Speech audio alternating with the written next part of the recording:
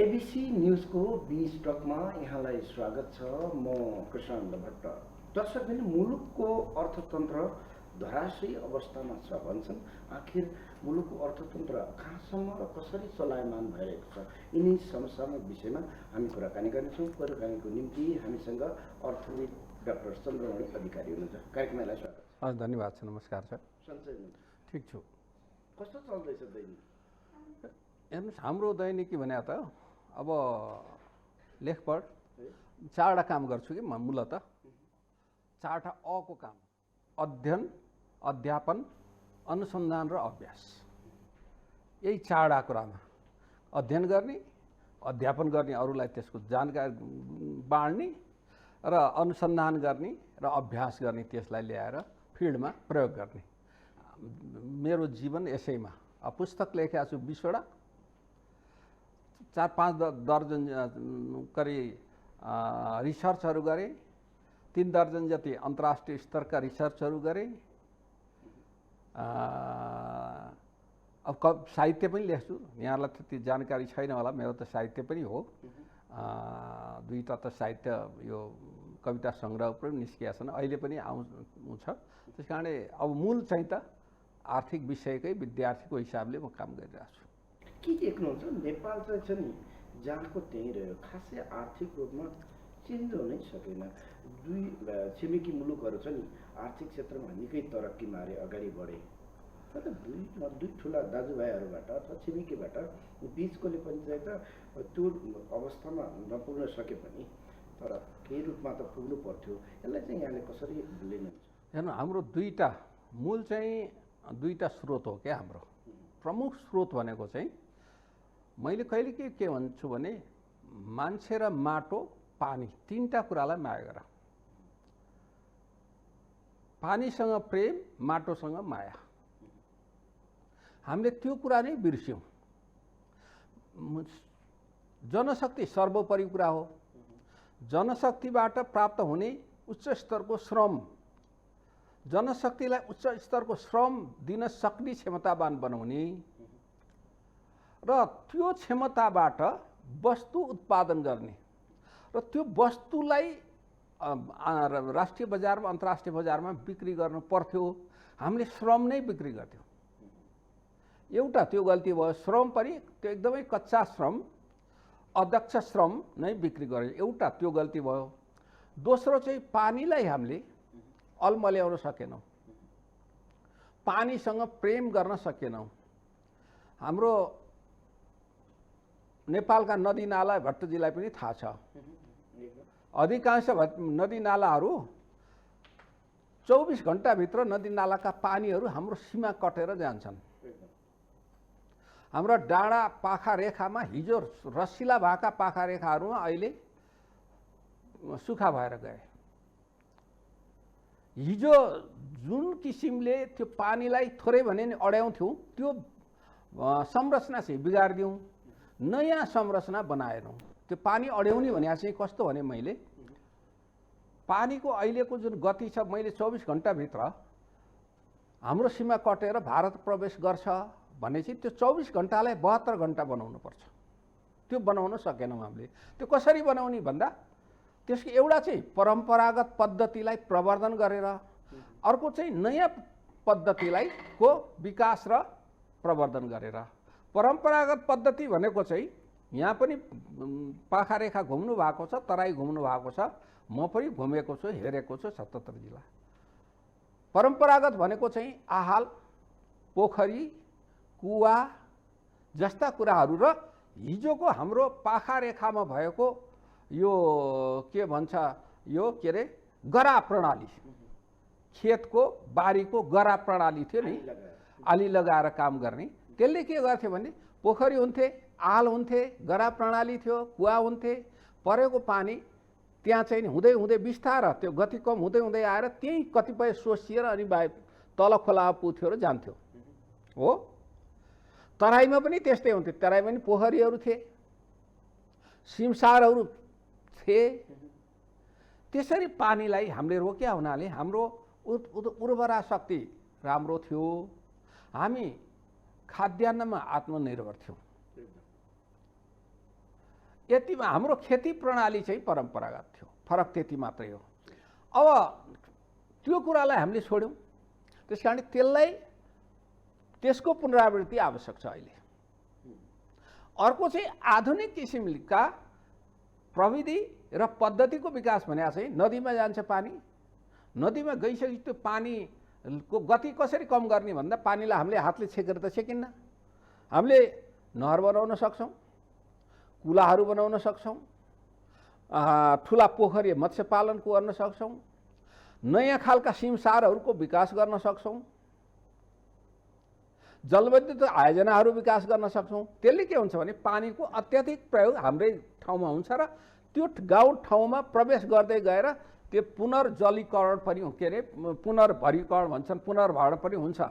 अनि त्यसले गर्दा हाम्रो यता भूमि पनि उत्पादनशील हुन्थ्यो, उर्वरा हुन्थ्यो, रसिलो हुन्थ्यो र त्यसलाई हामीले जुन परियोजनाहरू बनाउँथ्यौँ त्योबाट हामीले थप कुरा पनि प्राप्त गर्न सक्थ्यौँ, पर्यटकलाई राख्न सक्थ्यौँ, जलविद्युत धेरै उत्पादन गर्न सक्थ्यौँ, माछा पालन गर्न सक्थ्यौँ है। यी आदि कुराहरूमा हाम्रो त्यो खालको काम गर्न सकेनौँ। तेस्रो भनेको चाहिँ माटो भनेको खनिज, माटो र अन्य खालका खनिजहरू पर्याप्त हुँदाहुँदै पनि त्यसलाई प्रयोग गर्न सकेनौँ र हाम्रो खेती प्रणाली हिजोको जुन हामी आफैले उत्पादन गर्थ्यौँ जुन वस्तुहरू, यहाँले बिहान उठ्नुहुन्छ नि, बिहान उठेर आफ्नो शयन कक्षबाट बाहिर निस्किसकेपछि यहाँ चाहिँ शौचालय जानुहुन्छ अथवा स्नानागृह जानुहुन्छ, त्यहाँ के प्रयोग गर्नुहुन्छ, भान्सामा गएर के प्रयोग गर्नुहुन्छ, तपाईँ चाहिँ आफ्नो काममा हिँड्दाखेरि खेतीपातीमा जाँदाखेरि के प्रयोग गर्नुहुन्थ्यो, सबै कुरा हाम्रा कच्चा पदार्थमा बनेका, हाम्रै सिपमा बनेका वस्तु थिए हो। नाङ्ला, डाला, डोका, आरी होइन, गबुवादेखि लिएर सबै हाम्रै थिए, गाडा हाम्रै थिए। तर त्यसलाई आधुनिक प्रविधि प्रयोग गरेर त्यसको एफिसियन्सी, ती कुराहरूको एफिसियन्सी बढाउने र त्यसलाई टिकाउ बढी बनाइदिन सकिया भए त हामी ती बाहिरबाट ती कुराहरू ल्याउनु पर्दैन थियो, आयात गर्नु पर्दैन थियो, पैठारी गर्नु पर्दैन थियो, हाम्रो मुद्रा विदेशमा जाँदैन थियो, बरु ती कुराहरूलाई असल बनाएर गुणस्तरीय बनाएर बाहिर बिक्री गर्न सक्थ्यौँ। विस्तार हामीले थाहा नै नपाई हामी परनिर्भर भयौँ। आज नाङ्लोलाई विस्थापित गरायो। तर यी कुरा त डाक्टर साहब तपाईँले भने सही कुरा, यी कुरा छ नि अहिलेका ब्युरोक्रेट होइन, राज्य सञ्चालकलाई पनि राम्ररी थाहा छ होइन। तर उनीहरू छ नि त्यो विषयमा त कहिल्यै पनि छ नि चासो राखेको जस्तो लागेन। दोस्रो कुरो छ नि नेपालले पानी मात्रै विदेशीहरूमा कतिपय देशमा तेल बेचेर ती मुलुकहरू धनी छन्। ओके, हामीले ज्वलन्त उदाहरण हेर्नुहोस्, अरबमै पनि छ नि तेल बेचेर चाहिँ अरब धनी भएको छ भने तपाईँको हामीले पानी बेचेर चाहिँ हामी धनी किन नहुने? यसले पनि छ नि हामी धनी बन्न सक्छौँ नि। हाम्रो देश त भूपरिवेष्टित छ, तपाईँको चाहिँ हिमाल छ, पहाड छ, तराई छ, एकदमै छ नि मठ मन्दिर होइन, बुद्धको देश छ होइन, जानकीको देश छ। यो त धेरै हिमालको देशले पनि संसारमै चिनिएको छ। यहाँ त तपाईँको हामी त अर्थतन्त्रबाट संसारका अरू कन्ट्रीभन्दा त धेरै माथि पुगिसक्नु पर्थ्यो। तर यसमा चाहिँ किन देश बन्यो भने हामीले चाहिँ तलकाहरूलाई प्रयोग गर्न पाउँदैनथ्यौँ होइन। यो किन देश धनी बनाउने भन्ने होडले हामी पछि परेका हौँ कि होइन, अथवा चाहिँ यो सोच हामीमा कदम कदाचित नआएकै हो। अब यहाँले दुईवटा कुरा भन्नुभयो कि अहिलेको राजनीतिज्ञहरूलाई, ब्युरोक्राट्सहरूलाई जुन अघि मैले भनेको कुराहरू थाहा छ भन्नुभयो, ठिक हो, एकदमै थाहा छ। तर कहिलेकाहीँ के हुँदो रहेछ, त्यो कुरा थाहा भएर मात्रै हुँदो रहेछ, त्यसलाई आचरणमा व्यवहारमा परिवर्तन गर्न सक्नु पर्दो रहेछ। चुरोट खायो भने क्यान्सर हुन्छ, रक्सी खायो भने रोग लाग्छ भनेर यत्र त्यो चाहिँ नि के अरे मुटु बिग्रेको, कलेजो बिग्रेको फोटै राखिदिया हुन्छ नि त। तैपनि मान्छे खान्छ भनेको लत कस्तो बस्यो भने त्यो खान नसक्ने भनेपछि हाम्रो गलत किसिमको काम गर्ने लत बस्यो हाम्रो ब्युरोक्राट्समा पनि, हाम्रो पोलिटिसियनमा पनि। एक दोस्रो कुरा साधन र स्रोत भएर मात्रै हुँदैन। यहाँले भन्नुभयो तेल बेचेर मान्छे धनी भएका छन्, हामी त्यसै गरी जल बेच्न सक्थ्यौँ भने जल बेच्ने एउटा चाहिँ हाम्रो ताजा पानी छ। हाम्रो विश्व 90% ताजा पानी हो हाम्रो। हेर्नुहोस्, हाम्रो जस्तो धेरै ताजा पानी भएको देशहरू, बाहुल्यता भएको देशहरू कम छ होइन, कम छ। तर त्यो पानीको प्रयोग अहिले हामी बिजुली बेच्ने कुरा गर्छौँ। बिजुली बेच्ने हो र बिजुली त बढी भयो भने बेच्ने। पहिला त बिजुली त जस्तो अघि मैले श्रम बेच्ने होइन, श्रमलाई वस्तुमा रूपान्तरण गरेर त्यो वस्तु बिक्री गर्ने हो नि, अनि बढी मूल्य पाइन्छ भने जस्तै बिजुली पनि पहिला त्यसलाई कच्चा पदार्थको रूपमा विभिन्न ढङ्गले प्रयोग गरेर त्यहाँबाट सेवा र वस्तु उत्पादन गरेर त्यो बिक्री गर्नु पर्थ्यो। हामी के भन्छौँ भने बिजुली बेचेर हामी धनी हुन्छौँ भनेर भन्छौँ। पहिला त आफैलाई चाहियो, आफूलाई चाहिने कुरा प्रयोग गरौँ, त्यसपछि बढी भयो भने अनि बेचौँला। त्यो हाम्रो परम्परागत हिसाबले हाम्रा गाउँ घरका मान्छेहरूले नि के गर्थे भने तपाईँलाई यहाँलाई पनि थाहा होला, मैले पनि सुनेको पढेको देखेको अलिअलि, घरमा बुढाबुढी हुन्थे, संयुक्त परिवार थियो होइन, पशुपालन र खेती संयुक्त रूपमा हुन्थ्यो, अधिकांश कुरा आफै उत्पादन गर्थे। अनि गहुँ मकै धान जे फापर तोरी तेलहन जे कुरा उत्पादन हुन्थ्यो पहिला के गर्थे भने वर्षभरिमा मेरो परिवारलाई खानालाई कति चाहिन्छ भनेर हिसाब गर्थे, चाहिने जति भकारीमा राख्थे, नचाहिने चाहिँ बिक्री गर्थे। हो भनेपछि त्यो बुद्धि त हाम्रो पुर्खालाई पनि थियो भनेपछि हाम्रो पनि यो बिजुली यति यति आउन सक्छ, पहिला हामी यो प्रयोग गर्छौँ अनि मात्रै बाहिर बेच्छौँ भन्ने रणनीति सबभन्दा हुन्छ। अर्को चाहिँ यहाँले भन्नुभयो तेल चाहिँ नि एउटा राजनीतिक विषय पनि हो भन्नुभयो। तेल राजनीतिक विषय एकदम रणनीतिक र पोलिटिकल गुड्स भयो। यो स्ट्राटेजिक गुड्स भइसक्यो विश्वमै। तपाईँले विश्वमा वार कहाँनिर भएको छ भने जहाँ चाहिँ तेलको भण्डार छ, तेलको खानी छ, हो कि होइन? इरानमा भएको छ, इराकमा भएको छ होइन, अनि त्यो लेबनानमा भएको छ। भेनेजुएला हेर्नुहोस्, विश्वमा सबभन्दा बढी तेल भएको देश हो त्यो स्रोतको हिसाबले, उसको आफ्नो स्रोतको हिसाबले उच्च स्तरमा तेल भएको देश हो। तर त्यो तेल भएर त हुँदो रहेछ नि, त्यहाँको राजनीतिले त्यसको सही परिचालन गर्न सकेन भने भेनेजुएलाको बिचमा अलिकति राम्रो जस्तो भएको थियो, तर फेरि अहिले हेर्नुहोस् आन्तरिक गृहयुद्धमा चलिरहेछ, आन्तरिक कलहमा मरिरहेछ र त्यहाँको भेनेजुएलाको अधिकांश तेल चाहिँ अन्तर्राष्ट्रिय बहुराष्ट्रिय कम्पनीको हातमा छ। हेर्नुहोस्, त्यस कारण अब पानी पनि विश्वमा अब दोस्रो भनेको स्ट्राटेजिक गुड्स अथवा राजनीतिक वस्तु हुने भनेकै पानी हो। त्यस कारण विश्वको चाहिँ आँखा शक्ति राष्ट्रहरूको, शक्ति समूहहरूको आँखा पानीमा पर्ने हो, किनभने पानी नभई विश्व त चल्न सक्दैन। अब 20-25 वर्षमा त पानी चाहिँ यस्तो कुरा हुन्छ, तेलभन्दा बढी पानीको आवश्यकता पर्छ है।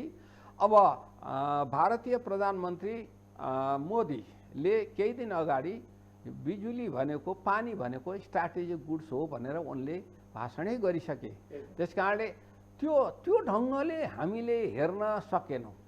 त्यो ढङ्गले हेर्नको लागि अघि मैले भने त्यो लिडरसिपमा बस्नेहरू, साँचो हातमा लिएर बस्नेहरू, जिम्मेवारी लिनेहरूले आफ्नो व्यवहारमा परिवर्तन गर्नु पर्यो। म चाहिँ नि चुरोट नखाऊ भनेर अरूलाई भन्नु भएन।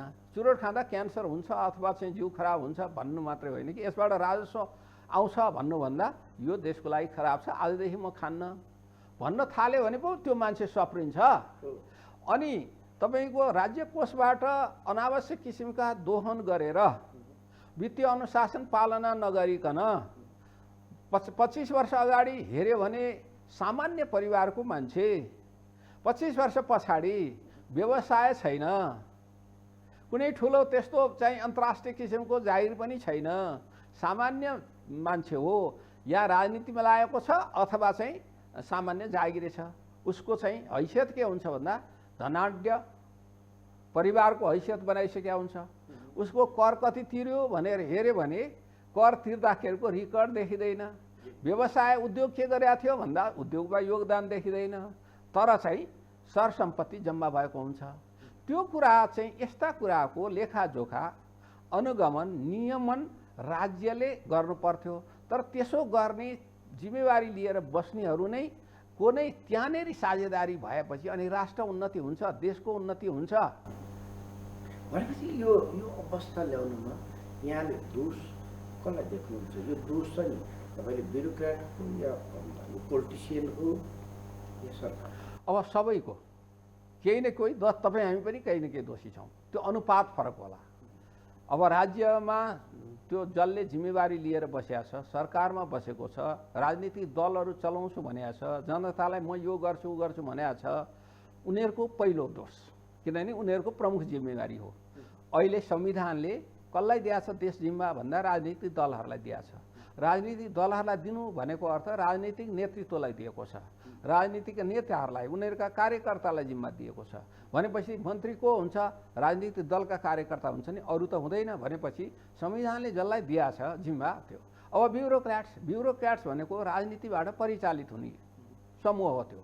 तर राजनीतिबाट परिचालित हुनुभन्दा राजनीति चाहिँ ब्युरोक्र्याट्सबाट परिचालित भयो कि राजनीतिलाई मिसगाइड गर्यो कि ब्युरोक्रेसीले भनेर राजनीतिले आफैलाई मूल्याङ्कन गर्यो कि गरेन?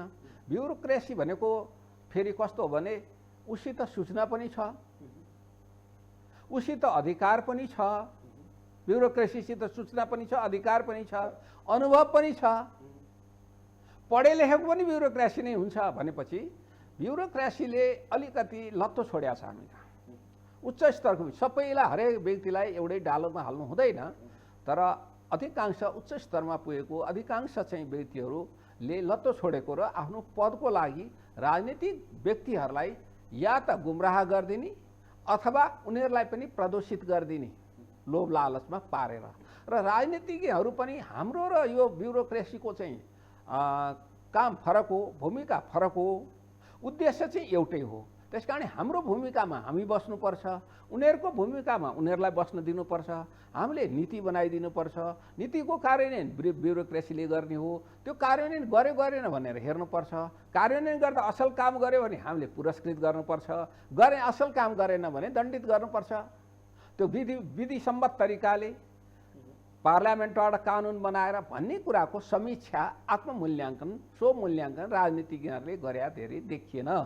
त्यो दोस्रो राजनीतिज्ञहरू पनि दोषी र ब्युरोक्र्याट्स। अब त्यसभन्दा बाहेकको चेतन त्यो नागरिक समूह भनौँ अथवा सचेत वर्ग हुन्छ, त्यो राजनीतिमा पनि नलागेको थियो। अब त्यो वर्गमा पनि बुद्धिजीवी भन्ने व्यक्ति पनि कस्तो भइदियो भने तपाईँ चिकित्सक, एउटा असल चिकित्सकले राम्रो विशेषज्ञ चिकित्सकले कोही मान्छे आयो आफ्नो क्लिनिकमा आयो अस्पतालमा आयो भने त्यो मान्छे कुन पदको हो भनेर उपचार गर्ने कि त्यो व्यक्तिको रोग के रहेछ भनेर उपचार गर्ने?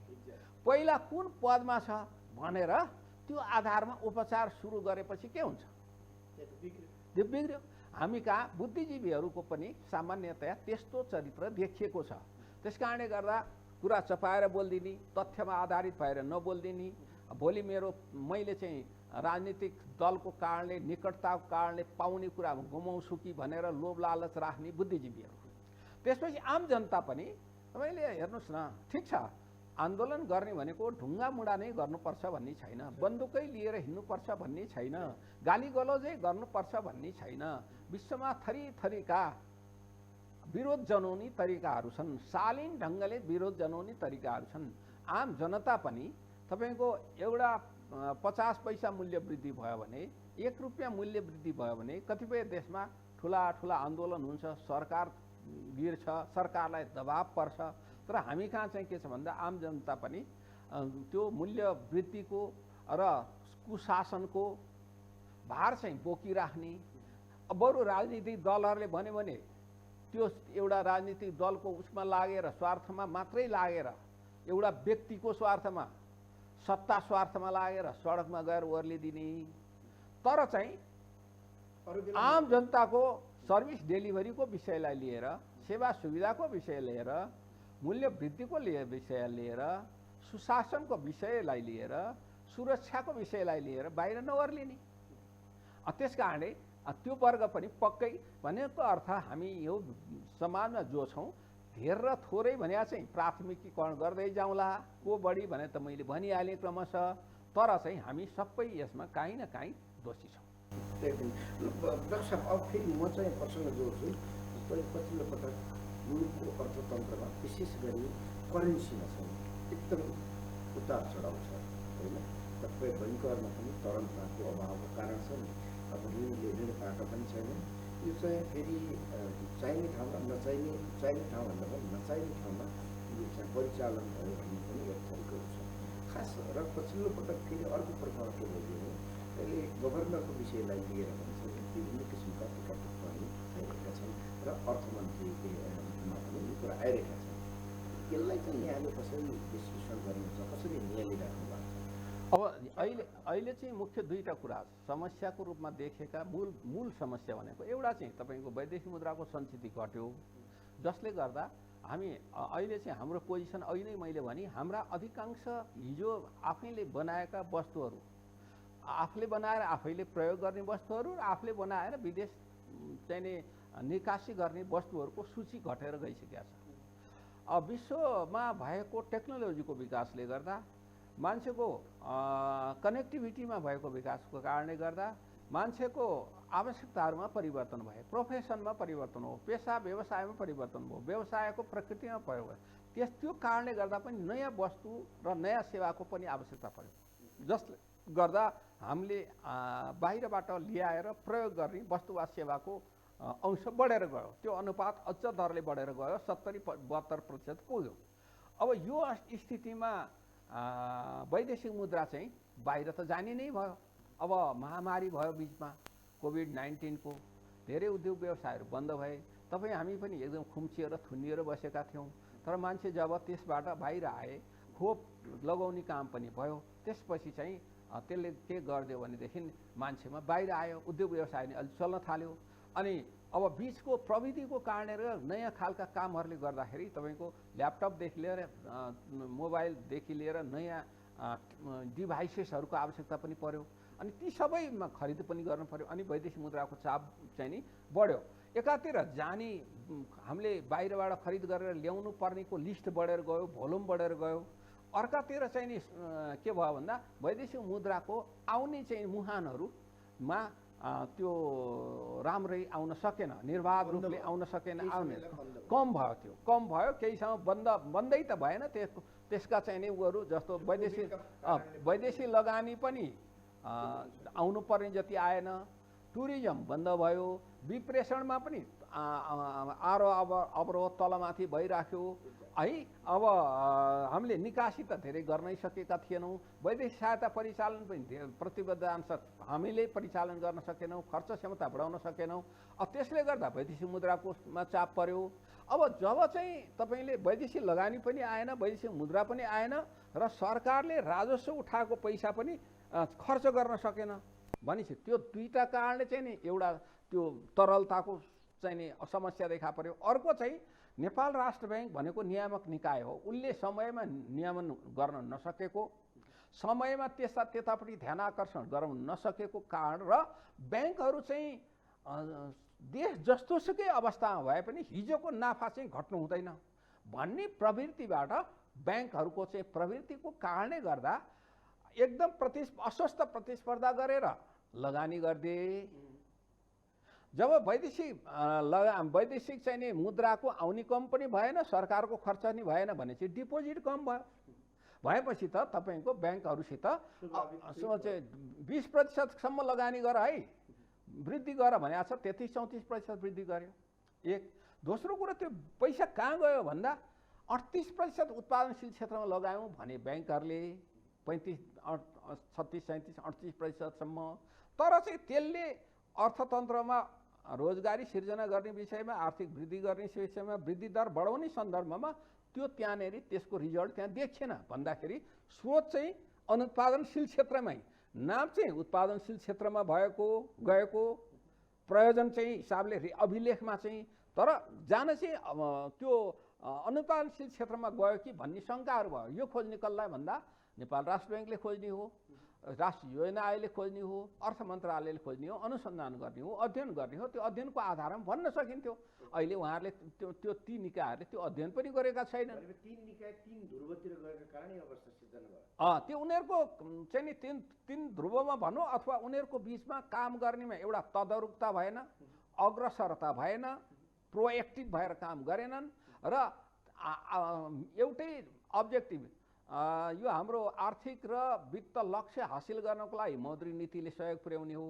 हाम्रो लक्ष्य र उद्देश्य त एउटै हुन्थ्यो, तर काम गराएको तरिका फरक फरक ढङ्गले समन्वय कम राखेर काम गरे, त्यस कारणले यो परिस्थिति सिर्जना भयो। डाक्टर साहब, हामी करिब अन्तिममा आयो, सर्टकटमा भनिदिनु होला।